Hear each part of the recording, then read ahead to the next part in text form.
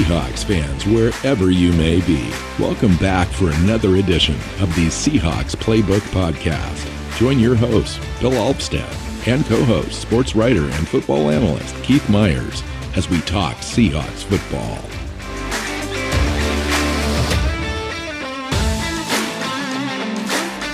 Hey, Seahawks fans, welcome back to another edition of the Seahawks Playbook Podcast. I'm your host, Bill Alvstad, here with Keith Myers. Good morning, Keith. Good morning, Bill.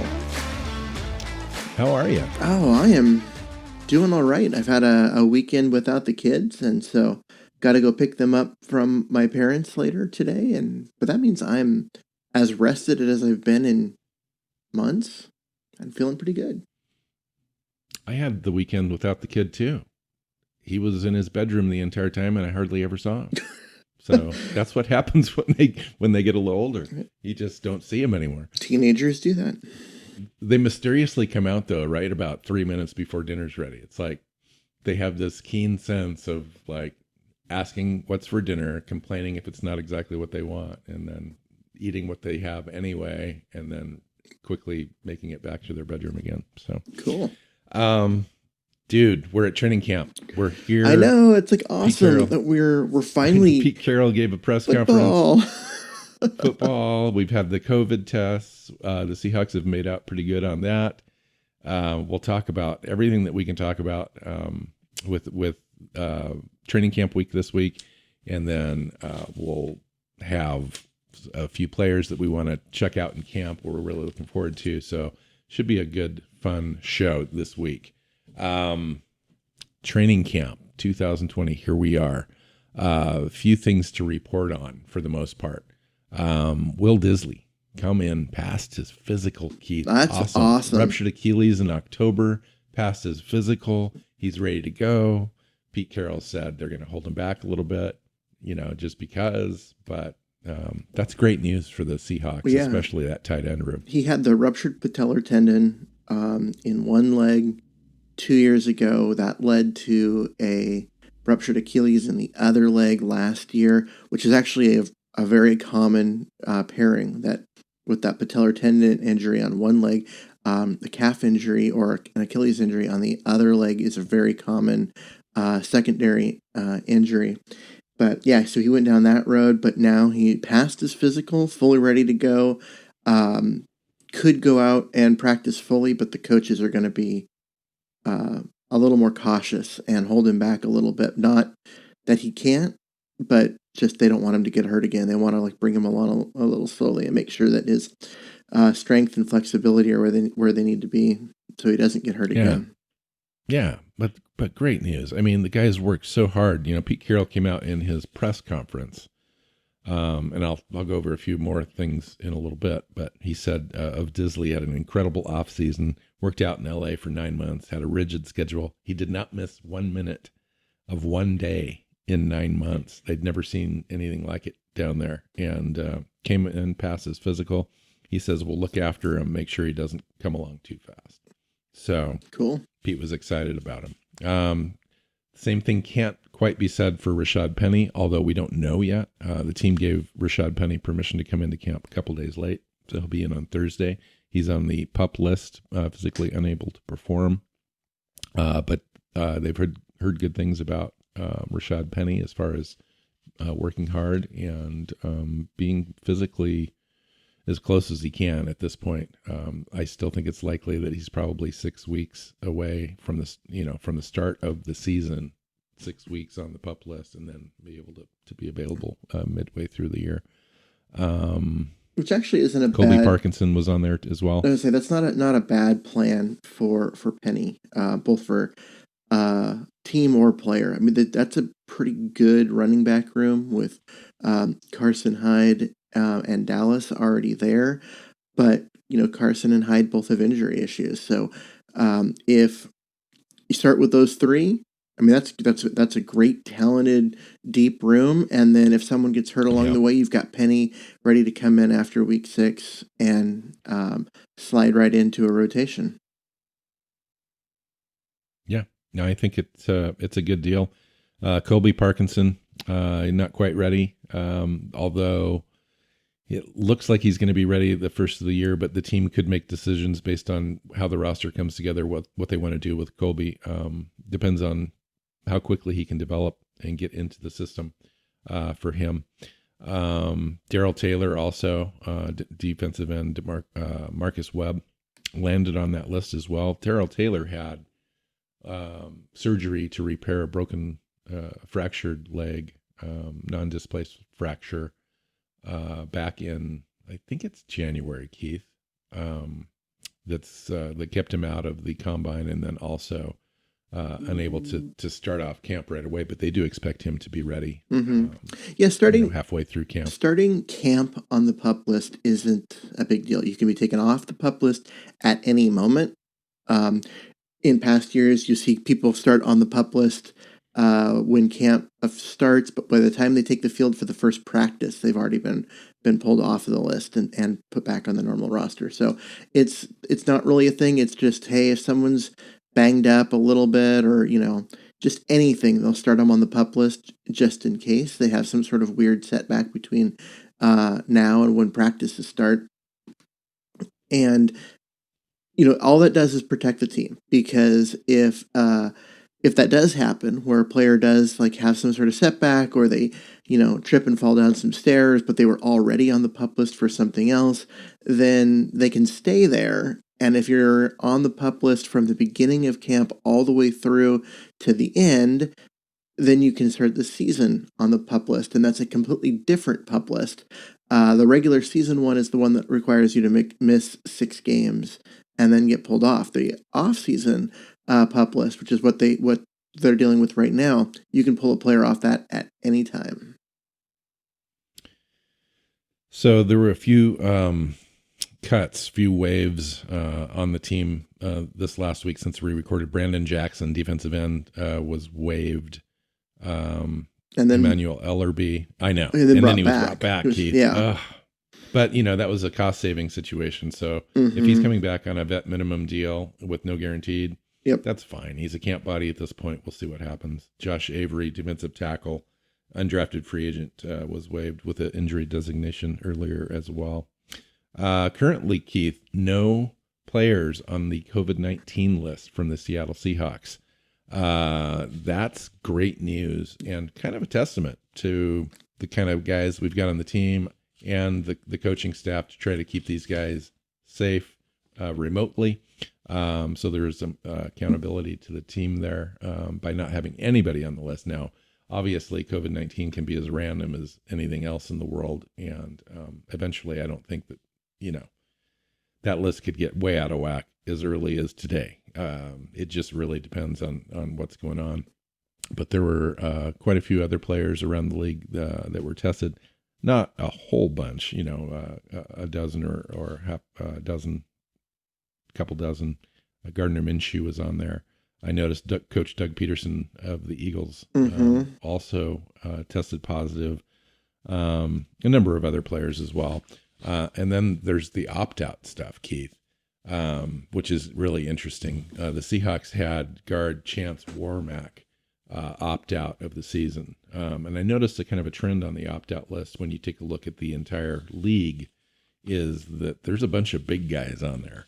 There's a few other guys, but there's a lot of offense and defensive line players that are maybe slightly more susceptible overall to getting COVID and then having adverse effects from the actual virus. Yeah, there are some bigger names that have done it. Star Lotulelei, who with the Bills is a big name, was once I think a 3rd overall pick in the draft. Is one of the guys that's on there.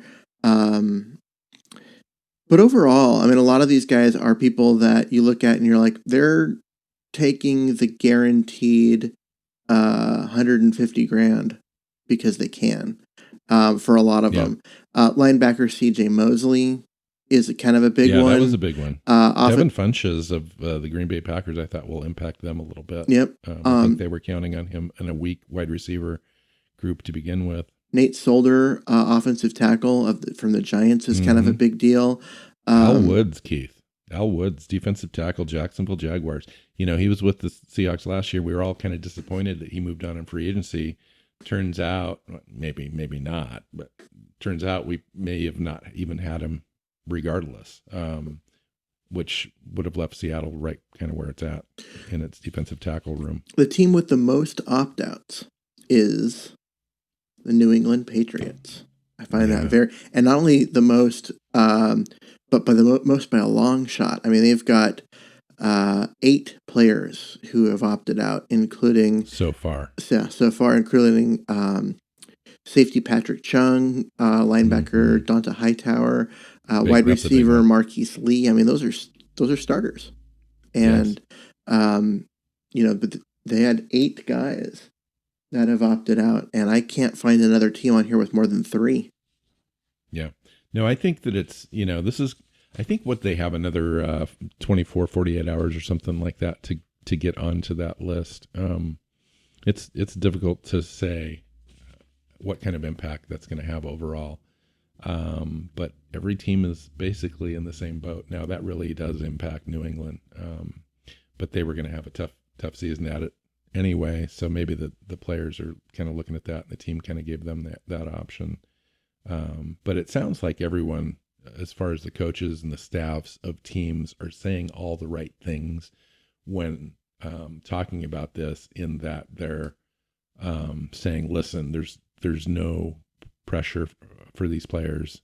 We want them to make the right decision for themselves, for their families, for their health, all that kind of stuff. So we'll see how it goes. We'll see how it goes.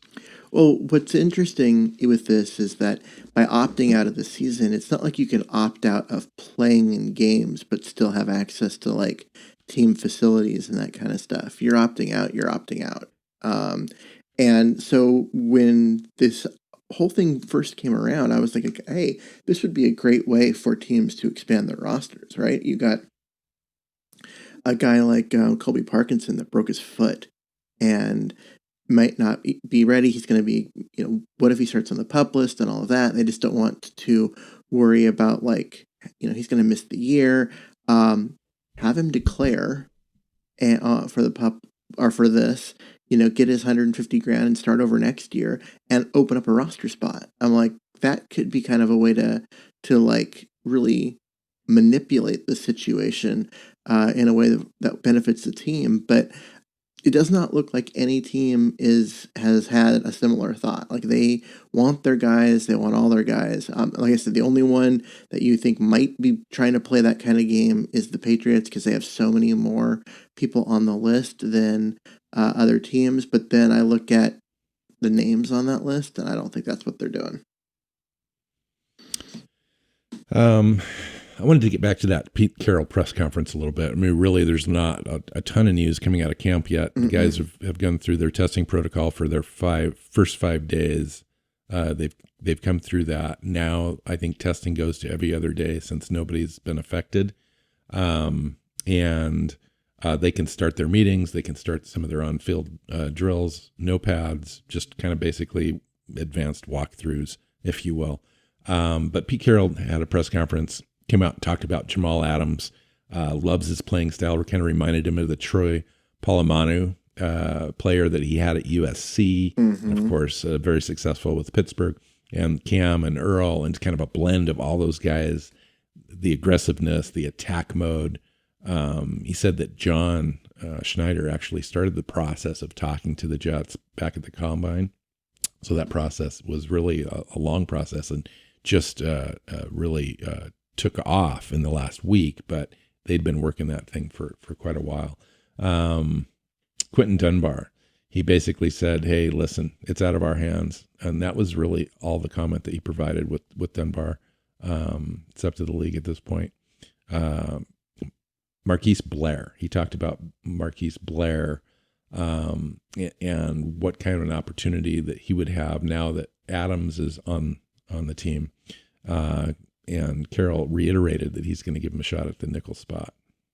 What do you think about that? How do you think that Adams and Blair and Diggs and the linebackers that they want to use? He talked about maybe using 4 linebackers as well on the field. How do all these guys fit together, Keith? They don't.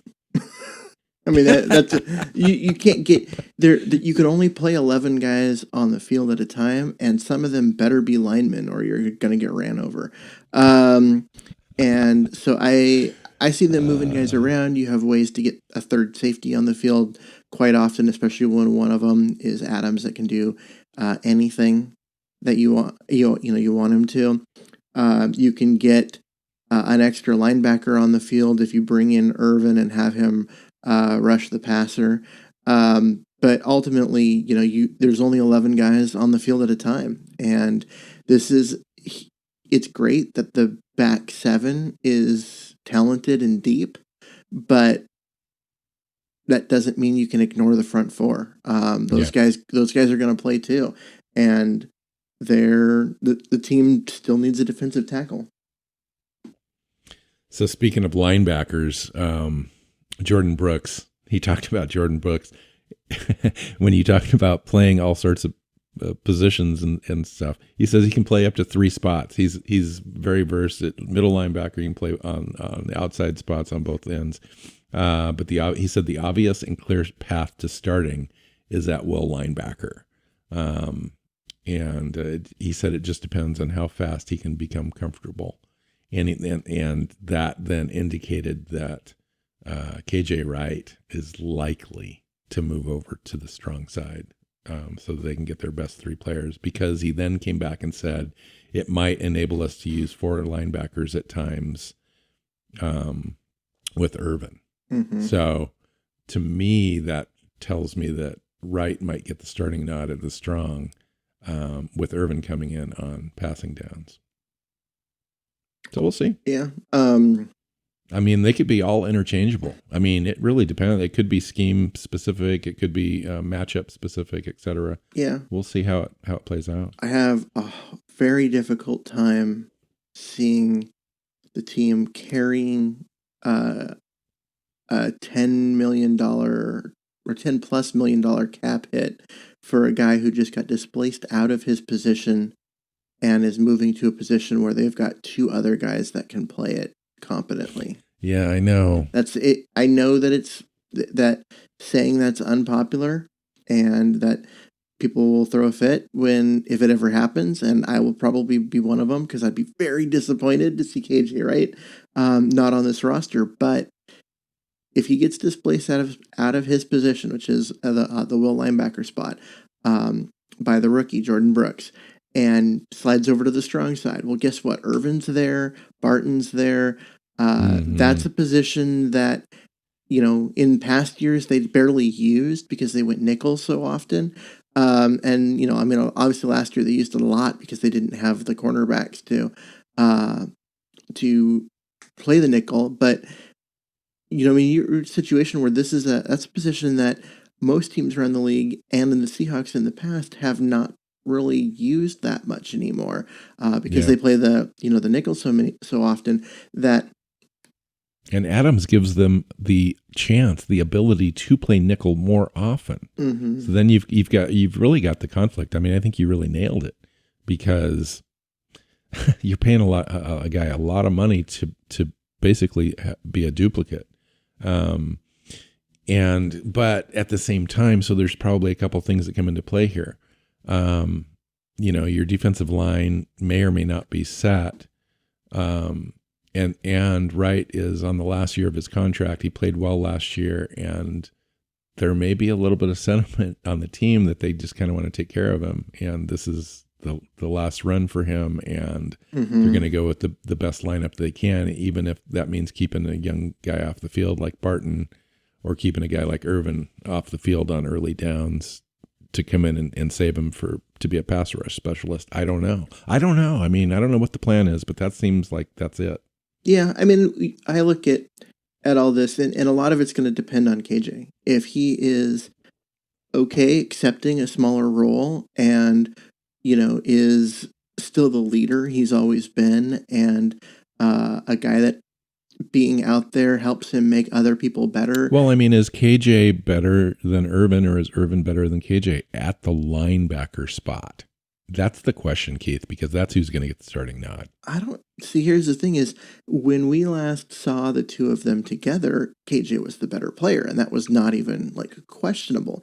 Not that Irvin was bad in any way, because he was actually pretty good at that Sam linebacker spot. But KJ was a Pro Bowler, or at least should have been a Pro Bowler every year. Yes, and highly underappreciated guy over there, but now after those knee surgeries and just watching him run, and it's just doesn't have the quickness and the speed that he used to. Irvin's still pretty damn athletic, and so I don't know who's the better player at the linebackers spot right now. That's gonna be something that we're gonna have to watch, because there's a lot of demands on that strong side linebacker. To set the edge defensively against the run, you got to play coverage against the pass. There's just a lot of responsibilities and everything. And mentally, KJ can handle it. He can make those reads. He can do everything that you'd want from him. Physically, can his body keep up? That's my question.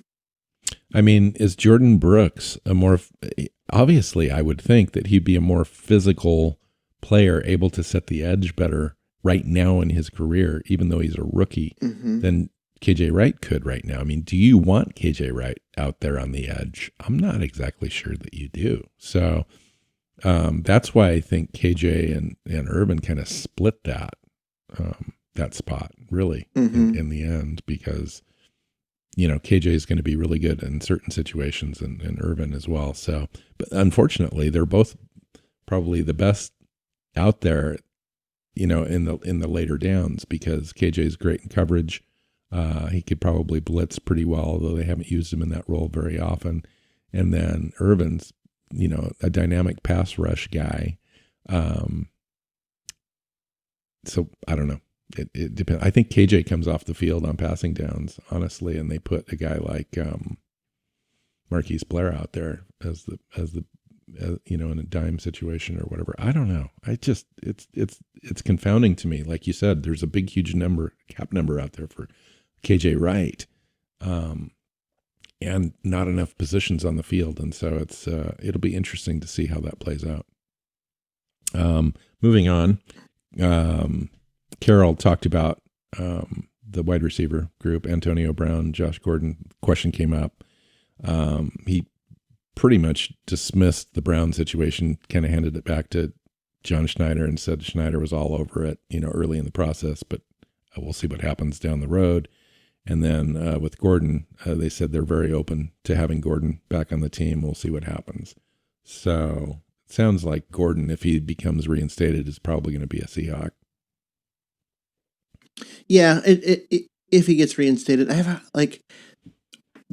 I'm surprised it's taking the league this long to reinstate him. I mean, like I said, he was given this. He applied mid-June. Yeah, and he was suspended for pot use and failing with a drug policy there, but it's now legal in the league to. They don't test for it. They don't suspend for it. It's not part of any of their policies. So you're keeping this guy suspended for something that, if he did it today, is not illegal. And I have a hard time believing that they're going to do that, and that if he were to file some sort of grievance, that he wouldn't be able to win. So I'm surprised it's taken this long. I feel like it should have happened, a month ago, as far as his reinstatement, and he should already be on the roster.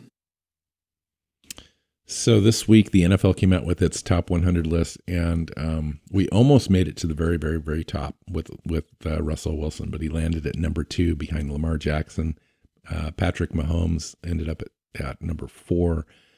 Did you pay any attention to that? Do you care? This is a group of peers that voted this in, so it's has a little bit more to it than just some random guy's list.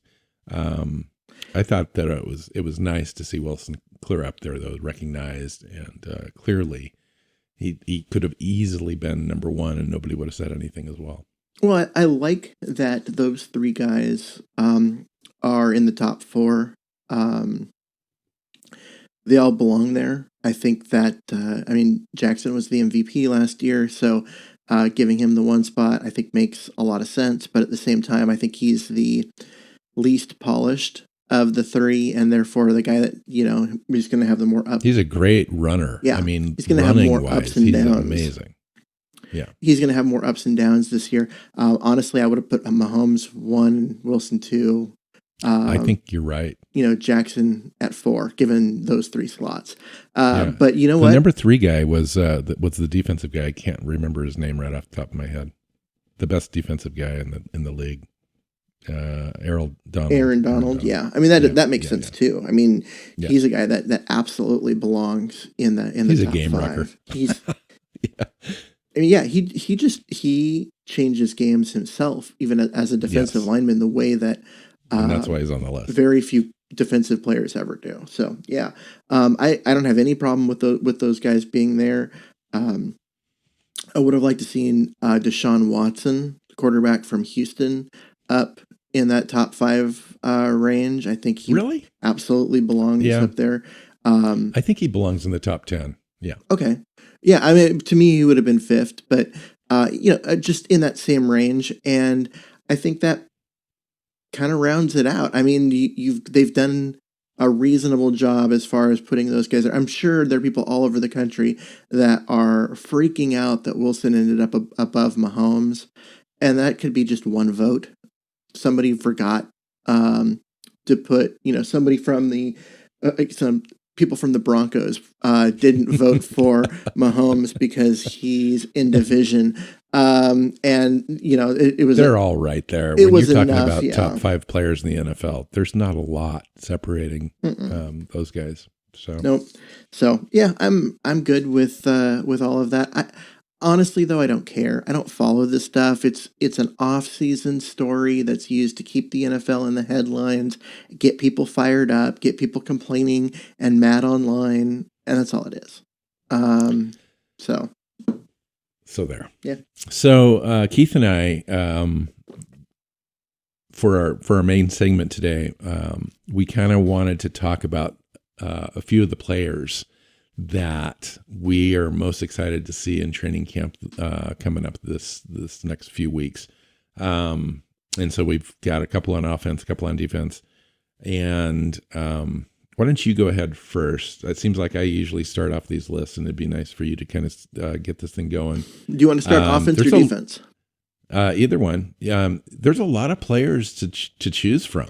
The list is long, so I'll be very surprised if you and I choose the same players. See, the list is long. There's lots of different players to get excited about, but we're like, who are the most excited? And for me, it was super like, oh, well, here's the top one on each side of the ball.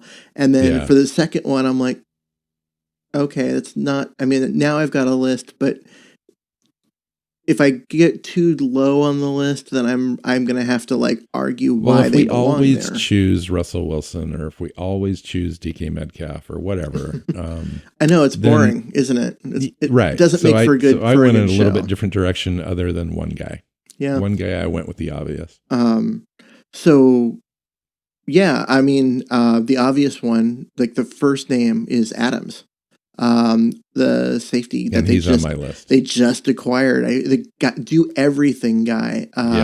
He plays free safety, strong side linebacker, slot corner. He can rush the passer as an end. He's an absolutely dynamic athlete and football player that you just don't see very often. Haven't seen on the Seahawks. You for compared like 3 him years. to Troy Polamalu, which I think is actually a pretty good comp in terms of being able to do so many different things and do them all extremely well.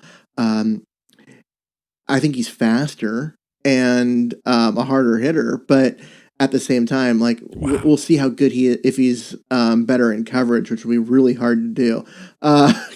because Polamalu's all things indicate that he is excellent in coverage. Yeah, I mean, Polamalu is a Hall of Fame guy, and that's who we're Yes. comparing him to. And he's a Hall of Fame guy, like, for real. This isn't like a, Jerome.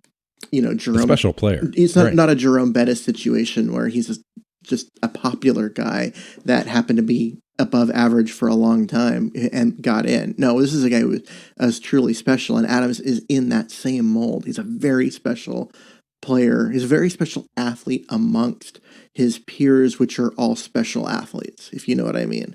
And how can you not be excited to see him out there in a Seahawk uniform? It's just a guy that's an absolute difference maker. And just to see how they're going to use him, see him fly around, see him cover. You got a guy who's like 6'3", in a safety, watching him cover guys like Tyler Lockett and being able to do it competently is going to be awesome. And I'm just really super excited to see him out there. And the Seahawks haven't had a guy like him on defense since Cam and Earl and those guys left. They just haven't had that special playmaker, and now they do. Yeah, the defense finally has its new identity, and it's Jamal Adams. I mean, this was a big swing now addition to this defense. I mean, John Schneider went out and gave away a ton of draft capital to get this guy in the fold, and it really is the new identity of the defense. A guy that brings that swagger back. How many years has it been since we had swagger? Even when Earl Thomas was here the last couple of years, Keith, he was injured, quite a few of those, games each year. So he had very few, little impact since, this is the fourth year since he's really had a lot of impact on the team.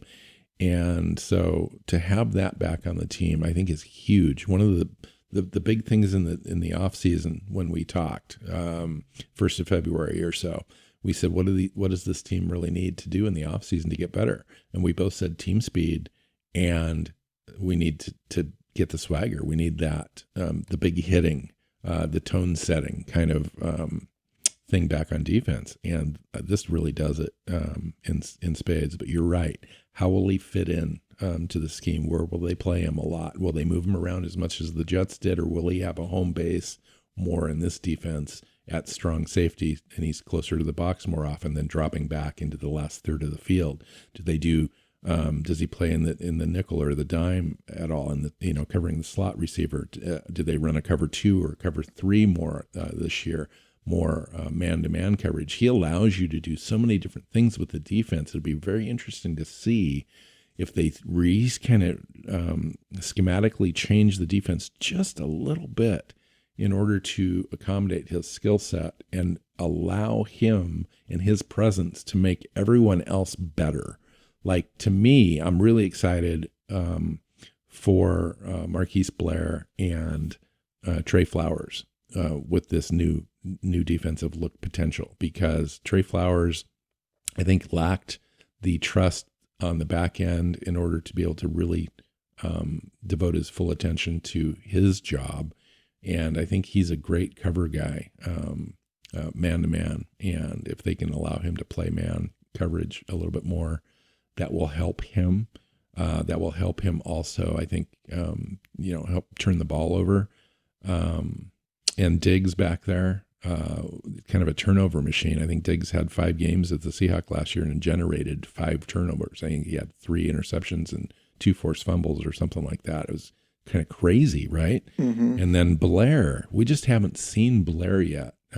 We've seen glimpses of him and what he can do, but when he's on the field, he's a playmaker. And you get, 2, 3, 4 playmakers on the back end now on this defense. Is absolutely huge. And if they can generate some sort of pass rush or pressure to, collapse the pocket and so forth and force the quarterback to take more time to throw, this defense is going to generate a ton of turnovers. It's going to be fun to watch. Yeah, I hope so. And I mean, that's one of the things they need to do is to generate more turnovers. They were They haven't been great at that the last couple of years. They just aren't getting the pressure on the quarterback repeatedly. They were pretty good last year. I think they were ranked third in the NFL, I think, in turnover ratio. But that's turnover ratio. That's a lot of that's because the offense or differential or whatever. Yeah, the offense. I mean, Russell Wilson doesn't throw interceptions, so they put the ball on the ground a lot. They did with fumbles, but a lot of those fumbles, like Metcalf had quite a few, and they went out of bounds. Yes. And Carson had a few, and offensive linemen. Carson had 7 and lost 6. Yeah, but you know what I mean. So you had, but Wilson doesn't throw interceptions, which is a big part of Seattle always being in the positive as far as turnover differential. It wasn't so much that the team was collecting a lot of turnovers, and when this defense was, the top of the league, when they were elite, they were collecting a lot of turnovers, and I want to see them get back to that. And I think part of it is the lack of playmakers on the back end, and part of it's been just not a consistent pass rush up front.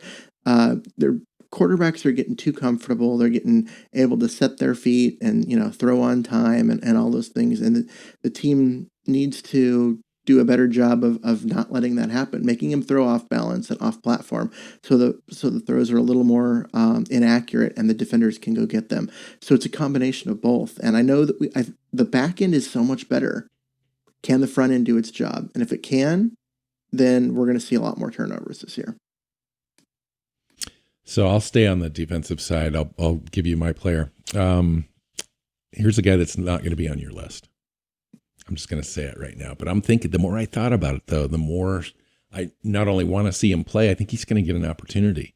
And that's Alton Robinson, draft pick out of Syracuse, 5th round, 148 overall, 6'3", 260, speed rusher, elite burst, good bend, good closing speeds. He had 10 sacks in the ACC in 2018, 29 tackles for loss combined the last 2 years. Here's a guy that got in a little bit of trouble early on in his career in college, had to switch schools, fell behind a little bit that way, but he's got everything that it takes to be a good edge defender in the NFL. And he's going to get an opportunity this year. You've got Daryl Taylor sidelined a little bit, recovering from surgery still. Early in camp, I realized that. But Alton Robinson's going to get some reps, Daryl Taylor's reps specifically, until Daryl Taylor returns to the team. So he's going to split time with Mayoa over there as the Leo edge defender. And Alton Robinson, to me, is going to be the guy that's most fun to watch in camp on the defensive line because of that elite burst and that speed. When we drafted for this position a couple of years ago, we traded away that player. Now, I just lost his name. I had it just a little bit ago, but we traded it to Houston to get Clowney. But he was extremely undersized. This guy's a big guy. Yeah, he's got 260 pounds. And 6'3" with elite burst and speed, which we just haven't had on that defensive line for a while. Even Cliff Averill had what do you have, 4, 5, 6 speed, I think, when he came out in the combine. Yeah, I mean, he was as a rookie. He's quick, straight line speed for over a 40 isn't. I get it. It doesn't really mean much for a defensive end. What's their 10-yard split? And Cliff Averill's... And I don't have that with Robinson. Yeah, Cliff Averill's was really good. And I don't have those numbers in front of me for Robinson, but I remember post-draft when I was looking at him, his were elite too. And that's really what it comes down to. His first step is really quick. It's Michael Bennett fast, and that was what made Michael Bennett dominant. And he's just got that bend to get around the corner and that, good play strength. I mean, he is not a 5th-round talent. I think that's one of those things that... Zerline said that he had 3rd-round talent. Sure. And, Zerline's a good measure. I think I thought he had 2nd-round talent. Wow. And that's where I would have slotted him. But the stuff you talked about, just off the field, immaturity, these kind of issues, he had to have to change schools, and teams were just put off by that. A lot of times when you start looking at stats, everyone will quote the 2018 stats. Why? Well, because there wasn't a lot of production in 2019. 4 sacks in 2019. Yeah. And so there's a reason why he slid, but him sliding doesn't change the fact that physically, athletically, this is a really talented guy that has a chance to be really good if he can keep his head on straight. And I love the pick. It's not, you're right, it wasn't one on my list. And then as soon as you said it, I'm like, oh, that should have been on my list. Yeah, it's a fun player. It's not like, he may not end up starting or getting rotational reps on the defense this year. That remains to be seen. But in training camp, a guy like that shows up on tape. And it's hard to show up on tape when you're a defensive end, but if you've got that burst and elite speed, you can't hide that. That just comes out and translates when you see it. And so that's what I'm looking for. Yeah. Yeah, absolutely. I mean, that's a guy that I think could be a big time addition.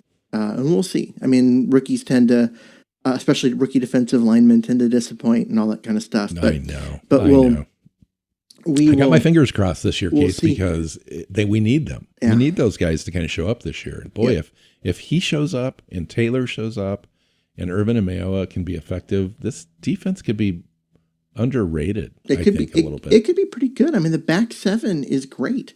And it all comes down to the front four. And it really does. But you're depending on rookies. It's tough to depend on rookies, especially when a team that has a clear Super Bowl window open.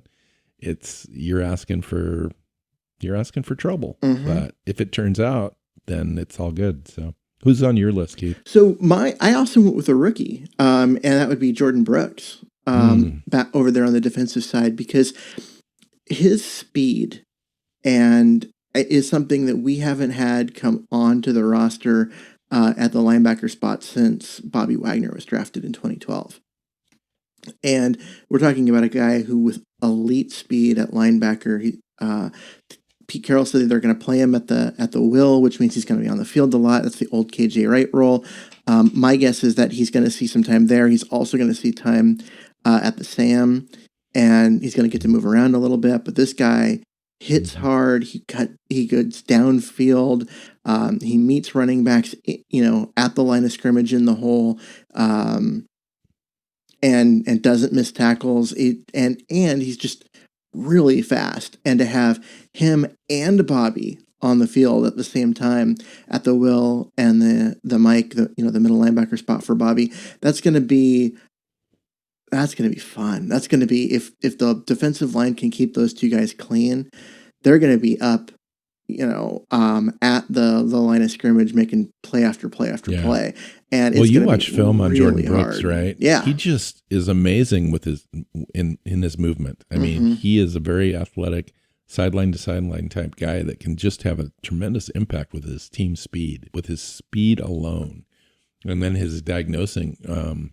I thought he was the number one after, looking at the draft in retrospect. I thought he was the number one diagnosing linebacker drafted this year. A guy that can identify schemes, get to the hole quickly, jump blocks and all that kind of stuff. He was that guy. Yeah, so it'll be very interesting to see how he fits. He's very instinctive. His read react is quick. There's not a lot of hesitation. He knows. You can tell that he knows where he's going, where he needs to get to, in order to, get up and make the play. The only thing that I would be a little worried about is last year he was a middle linebacker. And so when I'm looking at tape, I'm looking at him as a middle linebacker, and it's a little different when you're on the weak side, because you have to, repress that desire to go make the play and make sure that you cut through the hole behind, right? So if the play is going to the B gap, to the left, you've got to come in the C gap, and because it is you're the one gap over that stops him from cutting back. It stops him from bouncing things the other direction, and that man, as a middle linebacker who's used to just being able to flow in and make the kill, being able to hold back and go through the wrong, what will feel like the wrong gap in order to maintain that security and containment within the defense might be like a little challenging just because he is so instinctive and wants to go make that play. But I don't have any doubt he'll figure it out. I mean, he was an outside linebacker for 3 years in college, 3 too. years, so, exactly. So he'll have it. I'm but not. You nailed it though, as far as like what he needs to overcome. I mean, Pete Carroll said, "How fast can he get comfortable?" And I think that's exactly what he's talking about. Get comfortable in the defense so that he can play instinctive. We've seen it over and over and over again. Rookies come in and be a tad bit slow and indecisive. A great example of that was Shaquem Griffin in his rookie year, that first game even. I think we were against Green Bay Packers, right? Yeah, he just completely looked discombobulated out there because he was overthinking. So he was a step or 2 steps slow in reacting to every single play and just looked lost out there. And you can't have that as a rookie, especially at linebacker. It's just key that you see your keys and react. And he was unable to do that. And quite frankly, he's still unable to do that, apparently. I mean, they've got him rushing on the edge, but he hasn't played linebacker for the entire time he's been in the NFL. So yeah, other than right at the beginning, which is weird because, in college, I know. Where is that guy, Keith? He was a middle linebacker and is way too undersized to play middle linebacker in the NFL. He needed to he had the speed to switch to like play safety. Yeah. I'm really surprised that they didn't make that change. Yeah, put him at strong safety or at least get him and what they tried to do is to put him at the will linebacker and all of that, and it didn't click quickly, and right. Then KJ got healthy, and he hasn't really got much of a chance. And then they drafted Cody Barton, who had the ability to do all that stuff, and it came more natural because he was used to playing that position. So you have Griffin was a really good instinctive elite player in college, but it might just be the type that doesn't translate because he's undersized for the position that he knows. Yeah. You don't see a lot of, 215, 220 pound linebackers in the NFL. A lot of them are, they're all 240, 245. And, that move to safety, which he's got the athleticism to play safety. He does have the athleticism to play safety and the coverage skills. He does. Yep. The move to strong safety was probably the right move for him, but having not done it, and now he's going into year 3, unless it happens now, it may never happen for him. And so he may never just get a chance to get on the field and be a playmaker and just always be a rotational guy or a special teams guy. So right, or a switch to a different defense at some point, and guys like this, guys that are fringe guys on the roster, one day will end up getting cut only because there's another guy that can play the position and play special teams. And sometimes you take those guys, especially after the rookie contract runs out, depending on how the team values him as in special teams, he may end up getting a second contract as a special teams specialist. But that's hard to predict at this point. So I like the Jordan Brooks pick, Keith, because my goodness, talk about a guy. Honestly, Jordan Brooks was on my list. The only reason I went with Alton Robinson is because I knew that you wouldn't choose him, and I could talk about another player.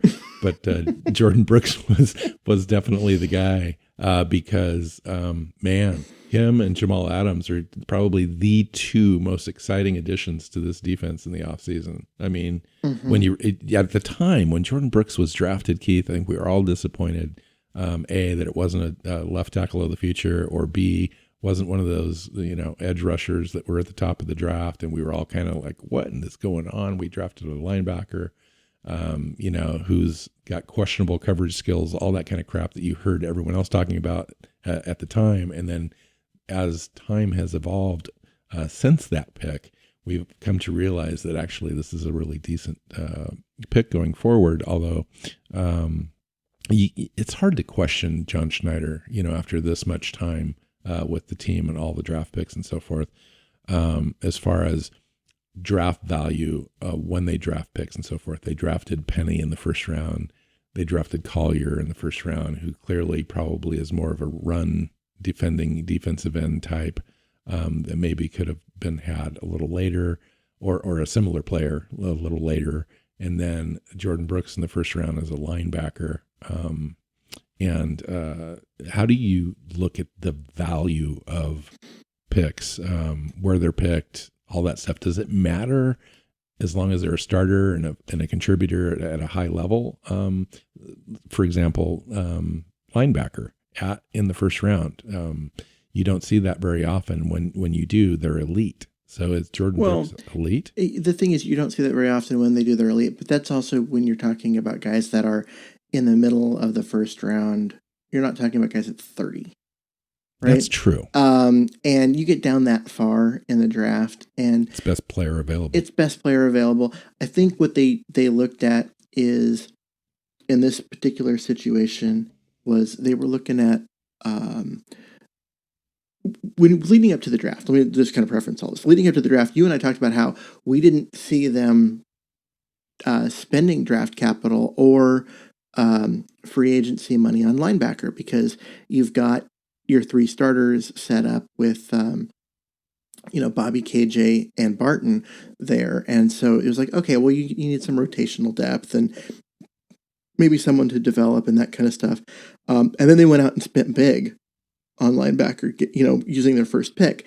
And so you had to go back and go look at our thought process. And we go, yeah, what they're looking at isn't just this season, just the 2020 season. They're looking at 2021, 2022, and they knew that the foundation, like one of the foundations of this defense, has been KJ and Bobby at linebackers for years, and they wanted to maintain that even if the names are different, and to go get a special player like Jordan Brooks that they can plug in at weak side linebacker for the first couple of years, and then slide over to middle linebacker if Bobby Wagner retires at some point. They thought of this as a foundational piece.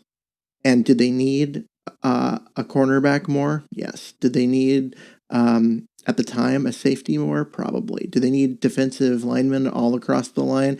Absolutely. But were those guys available? Guys that they thought were foundational pieces going forward. And you look at the names, and there's a lot of question marks on all of them. And they felt that the linebacker at this in that range is where you could still get a foundational piece of your defense. And so I don't have a problem with it. I get it. That's a great analysis. Patrick Queen was sitting there. Everyone thought maybe that we should go for him, but he was a true middle linebacker. Mm-hmm. And I didn't like. I didn't either. I didn't like him as a draft prospect. I thought he was way overrated and undersized. Yeah, and to me, he wasn't a good fit for what teams were doing. Like you're talking, and that's just the other linebacker. Like for me, my concern was go get the pass rusher. You need the pass rusher. Go get that, or go get the left tackle of the future. Someone who can play right tackle now and left tackle in a year or two, because those players were available. And I thought they would go in that direction. But then, when they went linebacker, it was a little head scratching, and you look at it and you go, they believe that this guy is a foundational piece of the defense. I don't believe they thought that of LJ Collier. I think that was just the best player available in their eyes. They were in a position where they felt they absolutely had to get a defensive end, and he was the best one sitting there. So they took him. I don't think they ever really loved that pick. But at the time, they needed one. And when he came into camp and didn't look like he was going to be ready to step up and be the guy right now, they went and traded for Clowney.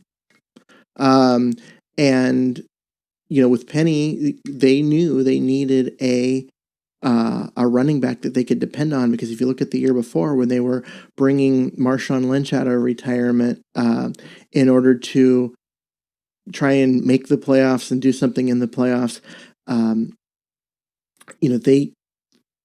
they knew they needed some help. And so they went and got some help. And it it made sense because they were in win now mode, and it wasn't that they were like, oh, well, this is a great player. It was like, no, we absolutely need another guy that can carry the load at this position. Like, we have to have that. We like this player. We're going to go get him, and I don't care what the pundits think. And I think that's what happened with Penny, with Collier. It was more of a, we absolutely need another player at this position. This is the best one available. We're going to take him, whether he's great or not. And then that's where you get in trouble. Yeah, and it is where you get in trouble. Whereas with the Jordan Brooks pick, it really felt like they were like, okay, we could go draft for need again, or we can go get a guy that we believe it will be a foundational piece of our defense for the next 8-10 years. They did say that they were considering Daryl Taylor at that spot and chose Brooks instead, and then Daryl Taylor ended up being there as well. So sometimes the best moves you make are the ones you don't make. Yep. So, all right. Do you want to start off on the offensive side of the ball? Why don't you start off on the offensive side of the ball? Because I think we're both going to have one name in common. I don't think so. I think we're both going to have, well, maybe. Nah, I don't think so. My first player that I'm really excited to see on offense, besides the obvious ones, like Metcalf and Wilson, is Carlos Hyde. 6 foot, 230 pounds, splitting time with Chris Carson. I think he really has a chance to show this year, and fans are going to get really excited about this guy. Nobody really knows about him. He's been around for a while, but on other teams, obviously, nobody's kind of paid attention to him. But he's got the running style that Pete Carroll loves. Coming off a 1,000-yard season in Houston, had a couple of 800, 900-yard seasons 2 years prior to that. Runs hard, underrated pass catcher out of the backfield a couple of years ago. With his last year in San Francisco, I think he had 57 receptions. The last few years, he's only had a dozen or so. But they just haven't used him that way. But the Seattle offense could actually use him as a pass catcher, especially in that second running back role, just to get him on the field more. And if he's the better choice as a pass catcher than Travis Homer is, then he's going to be out there catching passes. And I think he is actually going to be in that role. And it gives Seattle a chance to bring Penny back along a little bit more slowly. So Penny will stay probably on the PUP list through 6 weeks. Another couple weeks after that, he might be reintroduced to the team. But until then, I think it's the Carlos Hyde show along with Chris Carson. Now, Chris Carson, I love Chris Carson. I love his running style, all that kind of stuff. This is Chris Carson B. Carlos Hyde. Very similar players in terms of production, ability to keep their balance through contact, fall forward, yards after contact, all those things that you look for. Very similar players. Doesn't have the fumbling issues that Carson had last year, but also maybe a little better out of the backfield. I mean, Carson's a really lovely guy to have back there. I mean, I don't want to say anything bad about Carson, because any negative that you say, other than maybe the fumbling problems that he had last year, is someone splitting hairs, because this is a very, very good player. And Carlos Hyde's very similar, just really similar. And you are driving the Carlos Hyde hype train. With the Seattle fans. I haven't seen anyone else like super excited about him. There's nobody else excited, but I'm telling you what, it's just around the corner. Like, as soon as he starts to play, as soon as people see his ability and how he trucks people and gets to the edge and receives out of the backfield, makes plays, people are going to start talking about Carlos Hyde. I guarantee it. Oh, I hope so. And I actually think you're right, because I mean, you go look at his tape from last year when he in Houston, or any of the time that he was in San Francisco. I mean, but when he was playing in San Francisco, he was playing on bad teams. This was in the he's always trucked people. You know, he's 230 pounds. I mean, this guy is a load. Yeah. I mean, he was playing on some really bad San Francisco teams. This was the pre-Jimmy Garoppolo, post-Frank Gore teams there. And who's that really bad player, Keith, that we signed, running back from Green Bay a few Eddie years Lacy. ago?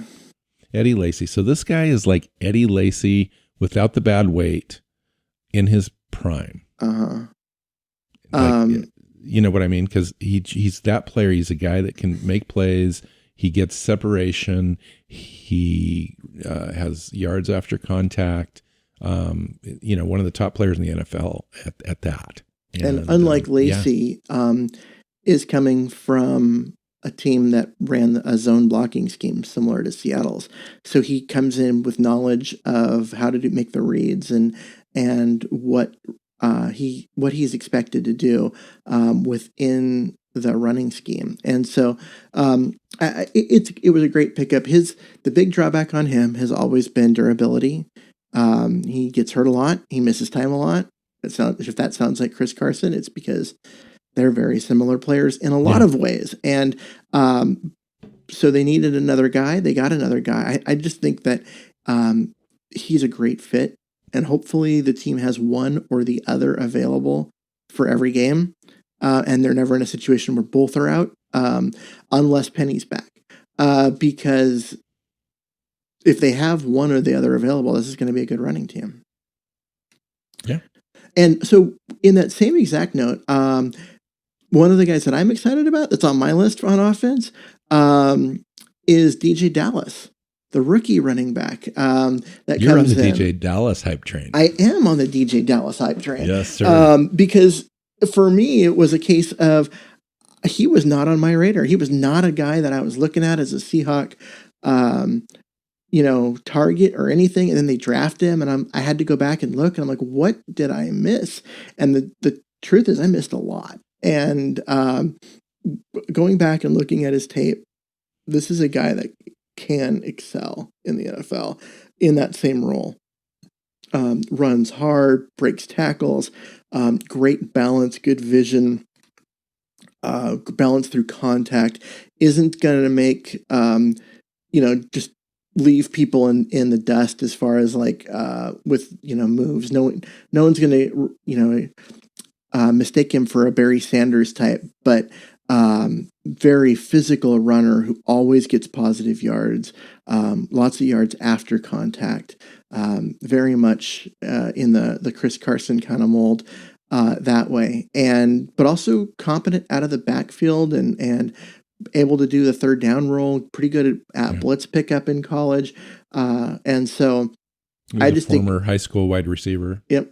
I think all around, a very good fit, and someone who very easily could be, if Carson gets hurt, or especially if Carson and Hyde gets hurt, you got a guy here who can carry the load for you and keep the offense rolling, and not not miss out too much. And that's great to have. And I'm excited to see him out there. I want to see how quickly he picks up the, running behind his zone blocking line and how they choose to use him. Are they setting him up to be an every down back who therefore doesn't play much because he's the third, on the depth chart, or are they setting him up to be the third down back to get him on the field and let him develop while getting Who takes more snaps this year, DJ Dallas or Travis Homer? DJ Dallas by a mile. Because I'm not sure. Without even seeing him on the field yet. I don't think Travis Homer makes the roster. Do you think he was that much of a disappointment? I don't think, I wouldn't say it was a disappointment. I just think that what he showed is that he's a guy that when you bring him onto the field, teams know what you're doing because you're not running between the tackles with him. So you're either running outside or you're throwing. And if he's going to continue, if he's going to stick in Seattle and not in someplace like New Orleans or one of those teams that throws the ball a lot, if he's going to stick in Seattle, it's going to be in a role where they can move him around and he lines up in the slot and basically does what they did with J.D. McKissick a few years ago. that's his route. I just didn't see that speed out of him. And I didn't maybe either. I'm wrong. But that's his route to the roster. He does not run between the tackles well. He's undersized. He doesn't bounce off contact well.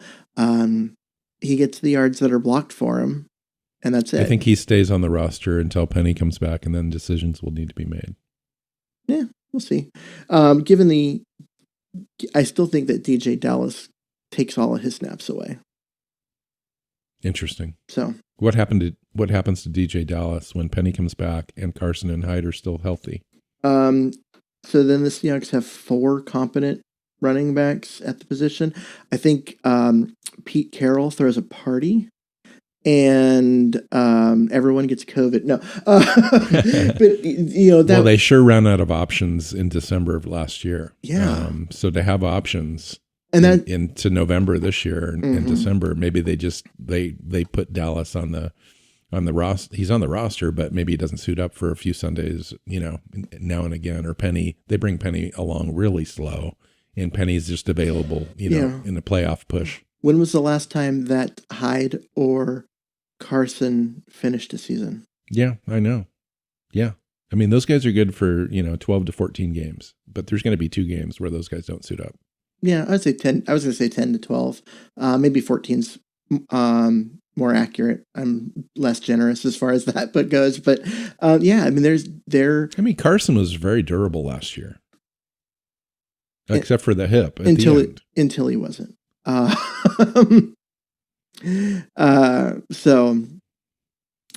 yeah, I mean, I could see with both of those guys, they're gonna get banged up. They're gonna need time off. Hopefully it's not season ending where they end up on IR. It's okay, they're hurt, they're gonna miss 2 or 3 weeks, and then they'll be back because you'd love to have them in the playoffs. But both of those guys are gonna miss time. And you're going to need a guy like DJ Dallas on the roster. And even when Penny comes back, the idea of having all 4 guys healthy at the same time, I just have a hard time seeing that. I just see the way the top 2 guys are as far as their inability to stay healthy and just the demands of the position and how hard it is on the bodies of these guys. I just have a hard time seeing all 4 guys constantly healthy, which is why all 4 guys to me deserve and need to be on the roster. Yeah, no, good points all around. Why don't you go for your next guy? Well, so my next guy actually was a late add to my list because I was going to go with you and I are going to go the same way. That was literally my statement I was ready to make for my player, and then I said, "You go first."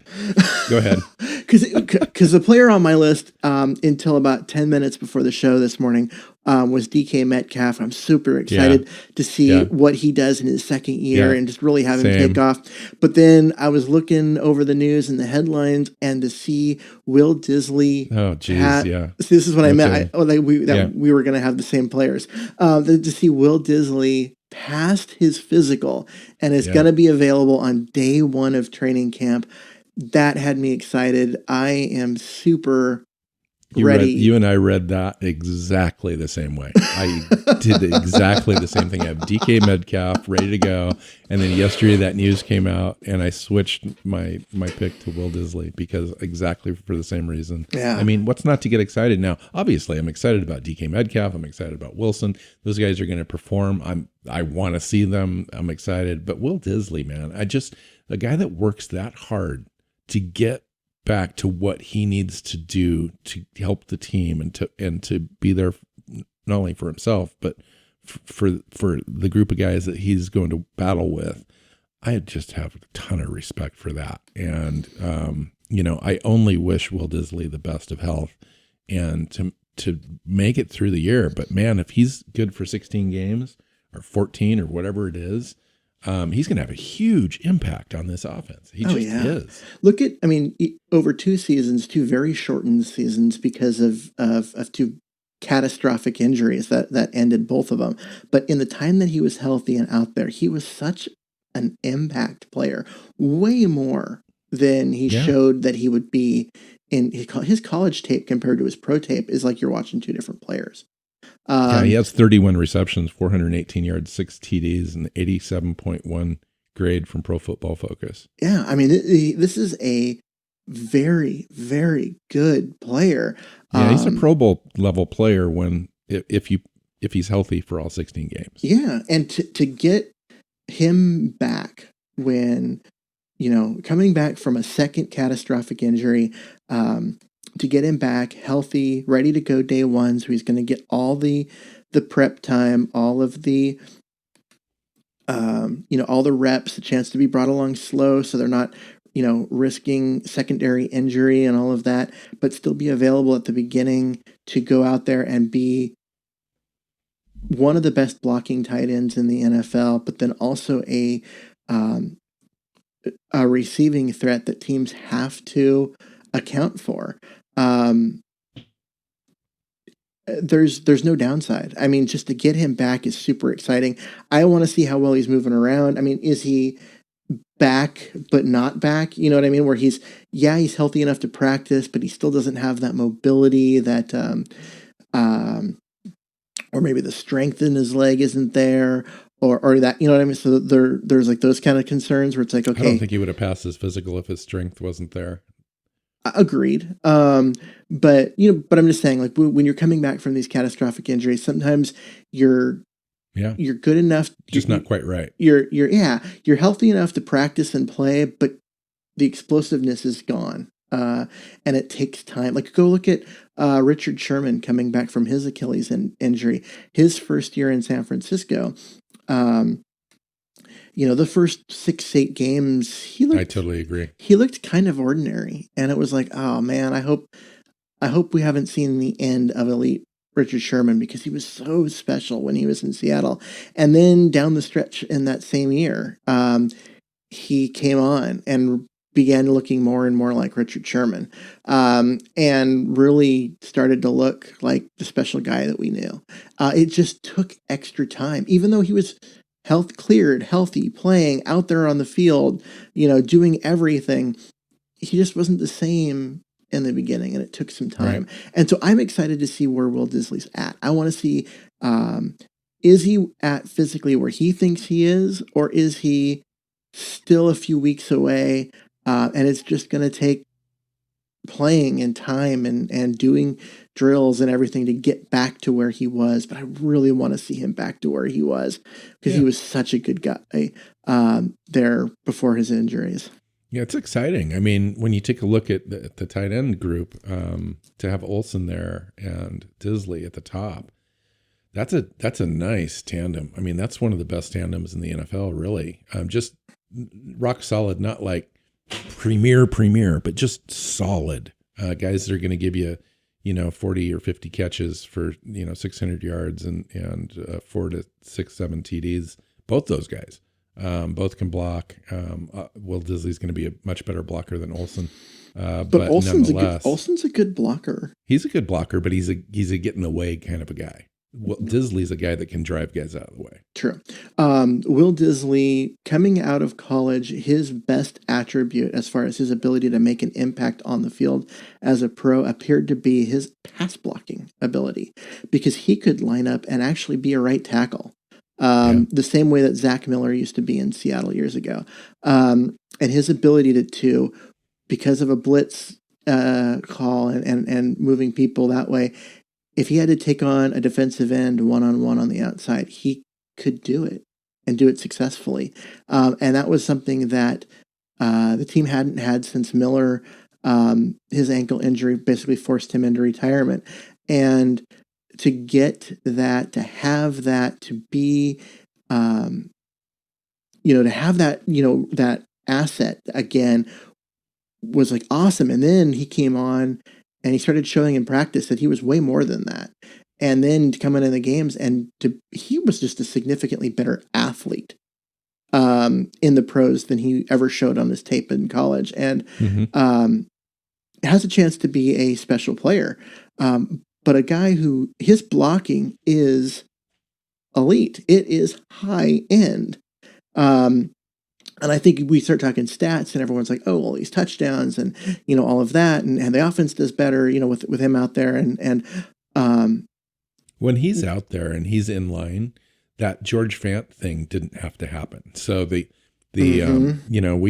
played George Fant a ton of snaps last year, and Will Disley, healthy Will Disley, takes that need away to have that extra lineman on the field because he's such a proficient blocker. Yeah. So, cool. I mean, that was a nice discussion, guys, to get excited about. What else is happening this week that we can look forward to talking about next week? Do we know what's happening in camp? Is there any schedule? Are these guys just going to be in meetings and just walkthroughs and very little media coverage this next week or so? Yeah. As far as, because basically they don't get pads until 3 weeks in.